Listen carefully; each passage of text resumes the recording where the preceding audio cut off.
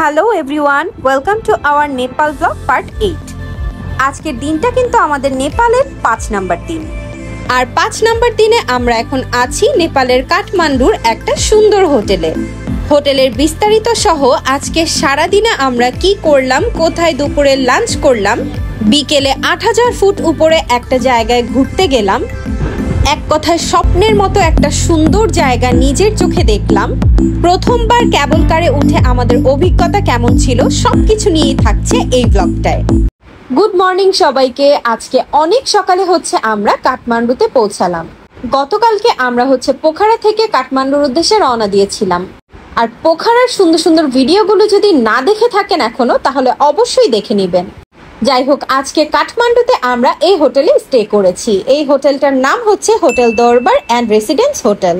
অন্যান্য হোটেলের মতোই এই হোটেলটাও আমরা আগোদা থেকে বুকড করে এসেছি।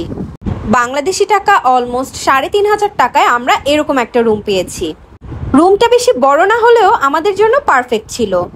হোটেলের মধ্যে সবচেয়ে ভালো যে দিকটা সেটা রুম ছোট হলেও খুবই নিট অ্যান্ড ক্লিন ছিল। আর খুব সম্ভবত এটা একটা পুরাতন হোটেল ছিল, যেটাকে রেনোভেশন করে সুন্দর করে তুলেছে। তো যাই হোক, ওয়াশরুমটাও মোটামুটি ভালো ছিল। মোটামুটি ভালো একটা ঘুম দিয়ে এখন আমরা আমাদের হোটেল থেকে চলে যাচ্ছি বাংলাদেশি একটা খাবারের হোটেলে রিক্সাতে করে। নেপালের রিক্সা কিন্তু বাংলাদেশের রিক্সার মতোই, আর বসতেও কিন্তু যথেষ্ট কমফোর্টেবল। সো আমরা সেদিনের সকালের নাস্তাটা করেছি কাঠমান্ডুর খুব নামকরা একটা বাংলাদেশি হোটেলে, যেটার নাম ঢাকা রেস্টুরেন্ট। বিল এসেছিল আনুমানিক 500 রুপির মতো। আর এই রেস্টুরেন্টটা আমাদের কাছে এতই ভালো লাগে যে আমরা দুপুরেও লাঞ্চ করেছি এই রেস্টুরেন্টে এসেই। আমি হাইলি রেকমেন্ড করব, একবেলা হলেও কাঠমান্ডুতে গেলে এই রেস্টুরেন্টে খাবেন, আর অবশ্যই ওদের পাহাড়ি মোরগটা নেবেন। আর দুপুরের লাঞ্চে আমাদের বিল এসেছিল 1300 রুপি। সো আমরা লাঞ্চ করে এখন রওনা হয়ে গেলাম চন্দ্রগিরি হিলসের উদ্দেশ্যে। আমরা আজকে 8000 ফুট উপরে উঠবো। সো পুরোটা ভিডিও দেখলে কিন্তু সম্পূর্ণ বিস্তারিত জানতে পারবেন। আর চন্দ্রগিরি হিলসের ক্যাবল কার স্টেশনে যাওয়ার জন্য আমাদের ট্যাক্সি ভাড়া দিতে হয়েছিল 600 রুপি। প্রায় আধা ঘন্টার মতো জার্নি করে আমরা চলে আসলাম ক্যাবল কার স্টেশনে। আর ক্যাবল কারে ওঠার জন্য টিকিট নিয়ে নিলাম টিকিট বুথ থেকে। পার পারসন অ্যাডাল্টের জন্য লেগেছে 1280 রুপি করে নেপালি রুপি, আর রাউফের জন্য লেগেছে 40% ডিসকাউন্ট, মানে প্রায় 800 রুপির মতো। সো এটা এন্ট্রেন্স। আমরা এখন ক্যাবল কারে উঠবো প্রথমবারের মতো। আমরা খুবই এক্সাইটেড ছিলাম, আর আমরা যেই টাইমে গিয়েছি সেই টাইমে ভিড়ও কম ছিল। সো সব মিলে আমাদের কাছে খুবই ভালো লাগছিল। সো এই তো খুব তাড়াতাড়ি করে আমরা আমাদের ক্যাবল কারে উঠে গেলাম। এই ক্যাবল কার একটু স্পিডে চলে, যার কারণে একটু তাড়াহুড়া করেই উঠতে হয়। আর মানুষ কম থাকায় কিন্তু পুরো একটা ক্যাবল কার আমরা একাই নিতে পেরেছি। আমরা 3 জন থাকলে ভালো লাগবে। মনে না আসবে, কারণ বৃষ্টির কারণে মানুষজন ভিজে আটকে গেছে। আমরা ক্যাবল কারে এসে পড়েছি। রাউফ, তোমার ফার্স্ট টাইম ক্যাবল কার, আমাদেরও কান পুরো বন্ধ হয়ে গেছে, কিছুই দেখা যায় না। এটা হলো সমস্যা। হ্যাঁ, কপালটা খারাপ রে। যদি বৃষ্টি না হইতো না, সম্ভব না, বুঝছো, এটা বাইরের থেকে। এই দেখো তো, এই জানালাটা খোলা যায় নাকি? তাহলে রাউফ এই পাশে চলে আসো। যেহেতু বৃষ্টি ছিল আর ক্যাবল কারের গ্লাসগুলো খোলা হয়ে গিয়েছিল, সো আমরা বাহিরের যে সিনারি সেটা খুবই কম দেখতে পেরেছি। বাট এই যে দেখেন, এখান থেকে ভিউ দেখা যাচ্ছে 8000 ফুট উপরে। মানে কি যে ভয়ঙ্কর প্লাস ভালো লাগা দুইটাই কাজ করতেছিল আমাদের।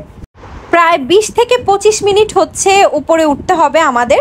সো এই জার্নিটা কিন্তু এক কথায় খুবই সুন্দর ছিল আমাদের। আলহামদুলিল্লাহ, খুবই ভালো লেগেছে। সুবাহান আল্লাহ, এটা কি দেখতেছি! মানে এখানে ঢোকার পরে যা দেখতেছি চোখে, কল্পনায়ও ভাবি নাই যে এই জায়গাটা এত বেশি সুন্দর হবে, এত সুন্দর।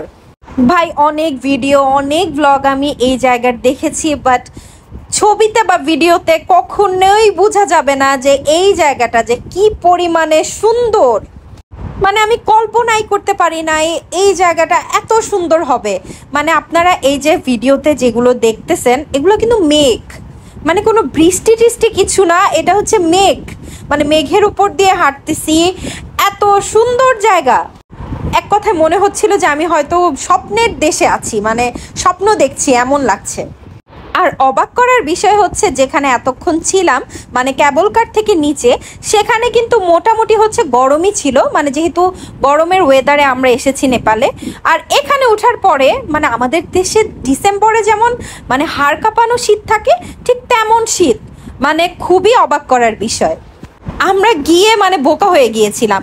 আমি শুনেছিলাম যে এখানে ঠান্ডা থাকে, বাট এত পরিমাণে ঠান্ডা থাকে যে মানুষের সোয়েটার নিয়ে যেতে হয় এমনটা আমার জানা ছিল না।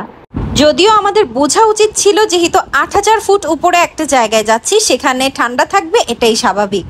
সো আপনারা কিন্তু আমাদের মতো ভুল করবেন না, এই জায়গাটাতে গেলে অবশ্যই হচ্ছে সোয়েটার নিয়ে যাবেন। এমন কিছু জায়গা আছে না জীবনে একবার হলেও যাওয়া উচিত? আমার কাছে মনে হয়েছে নেপালের এই চন্দ্রগিরি হিলসে মানুষের একবার হলেও যাওয়া উচিত, তাহলে মনে হবে যে জীবনে কিছু একটা করেছি।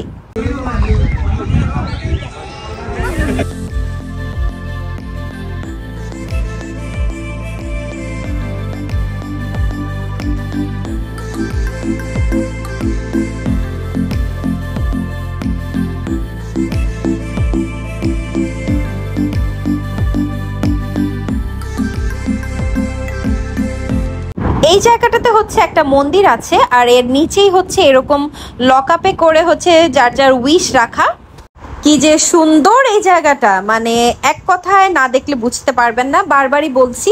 সো কাঠমান্ডুতে আসলে কিন্তু অবশ্যই অবশ্যই আপনারা চন্দ্রগিরি হিলসে আসবেন, এই জায়গাটা কোনোভাবেই মিস করা যাবে না।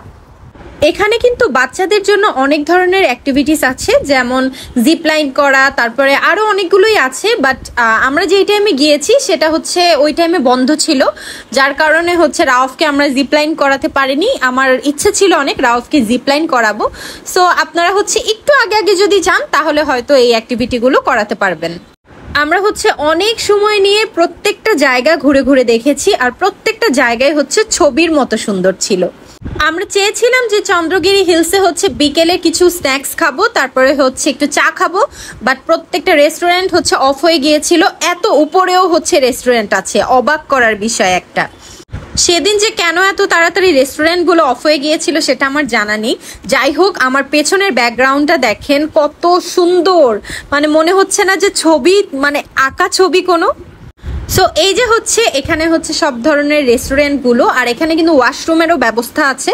সো কোনো টেনশন নেই, আপনারা সময় নিয়ে হচ্ছে এখানটায় ঘুরতে পারবেন। আর এত উপরেও হচ্ছে কবুতর, মানে সবকিছু দেখে আমার অনেক বেশি অবাক লেগেছে, আর খুবই ভালো লেগেছে জায়গাটা।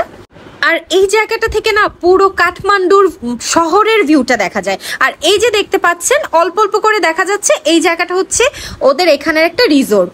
এই রিসোর্টে যতটুকু জানি আমি যে হেলিকপ্টারেই আসতে হয় আর যেতে হয়, আর এটাও শুনেছি যে এখানের ভাড়া নাকি অনেক বেশি।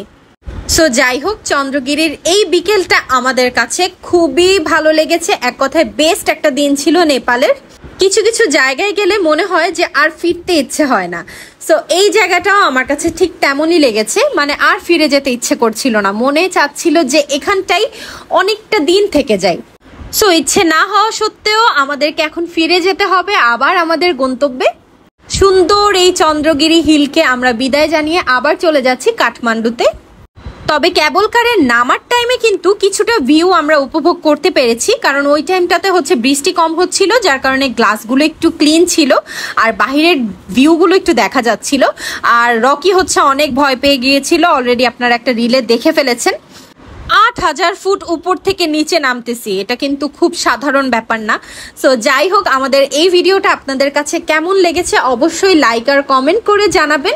আর এতক্ষণ ভিডিওটা দেখার জন্য অনেক অনেক ধন্যবাদ। আমাদের কিন্তু নেপালের আরও কিছু ব্লগ আসবে, সো ওগুলো দেখতে কিন্তু আমাদের পেজে একটা ফলো দিয়ে রাখবেন, আর ইউটিউব চ্যানেলটাকে সাবস্ক্রাইব করে রাখবেন। নেক্সট ভিডিওগুলো কিন্তু আরও অনেক বেশি সুন্দর হবে।